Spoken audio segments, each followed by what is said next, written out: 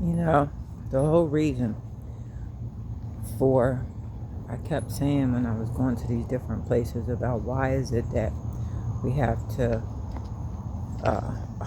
people that have went homeless have to be mixed up with people who are in drug rehab centers and whatnot.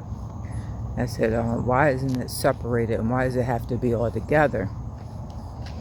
And I had someone on the bus, on the Greyhound bus, ask me the same, like, why is that? And I was telling him basically about how an empath, you absorb the energy of other people. I have this thing where I keep a shield up and I'm constantly, the things I eat, sitting out in nature. I constantly do these things to cleanse the energy because I don't want to offend anyone with addiction problems or anything, but when an empath is around, an empathic person is around people with addictions or in those kind of areas, you're absorbing their sacral traumas, their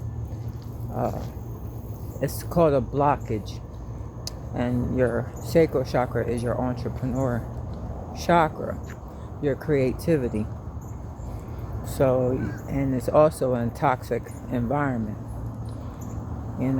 so your sacral chakra has a lot to do. I say this a lot and we talk about sacral chakra a lot, but it has a lot to do with your emotions, traumas. That is where addiction lies at and whatnot. So if they are able to keep you in those kind of areas, then what happens is that you that you're not able to create. See, but I constantly go out in nature and things like that, even though I've been distracted by working and things like that because of mishaps happening with my food stamps and whatnot, increase in prices on things and whatnot. So, but I don't know. Last night I just felt the need to just sleep out on the bench.